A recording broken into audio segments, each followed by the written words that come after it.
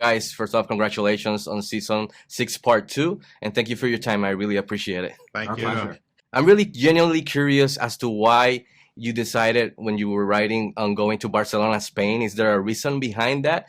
And how fun was it to actually design the competition and make up the rules and stuff? How fun was that? So first of all, it was when thinking about where to hold this tournament, we thought about where have we been on the show before, and we've been to Okinawa, we've been to Tokyo, we've been to Mexico. So we figured like Europe, it was time to hit Europe. And when we were doing some research, we saw that there was a rich history in Spain, and particularly in Barcelona. There had been a recent championship team there. So I think last year's world champions were based in Barcelona. So we're like, hey, let's give a shout out to a real world karate hub there.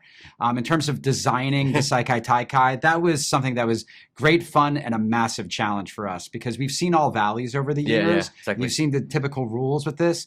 With the Saikai Taikai, we were creating our own sort of karate Olympics for, the under 18 crowd with different events, different levels of danger, new rules, and new dojos. And what was really fun for us was having dojos from all over the world and finding competitors from all over the world. So it was working with our stunt team to make sure that we had a wide, diverse group of fighters there representing all these different countries. And when casting the new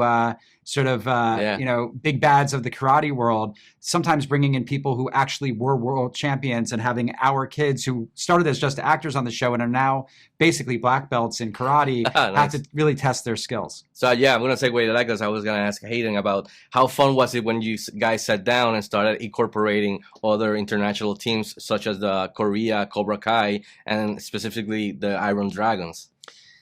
We have been following this rivalry between, COBRA KAI and Miyagi-Do and Eagle Fang for a certain number of seasons. So now when you throw in another 16 dojos from all over the world, it allows for a lot more challenges. And you don't, the fun is when, COBRA KAI and Miyagi-Do end up coming to the tournament. They're zeroed in on each other. Yeah. But it gives opportunities for these other dojos to kind of surprise them. And we always, every season, like to add some new characters to add some drama to the mix. And that's what happens. You guys up the drama with all the teams. After this, part 2 is just 5 more episodes. So I want to ask you how exciting and bittersweet it is for you guys, to know that we're almost getting to the end of the story. It's both. It's bittersweet. It's been a long, bittersweet end. The last script to write, the last episode to produce, and now we're at the doorstep of the last episodes to premiere. But it's exciting because we still get to hold the secret of for a little bit longer about what the end game actually is, and the ending of this series, we were able to put everything on screen that we set out to do 7 years ago when we got together to make this series. And we did things even bigger and bolder than we ever would have imagined. And we can't wait for people to see that. And you guys have done an amazing job. So congratulations again. My last question is, what happens in part 3? What happens? No, I'm just kidding. I'm kidding. Thank you guys. It's been a pleasure, and thank you for your time. I appreciate it. Sounds great.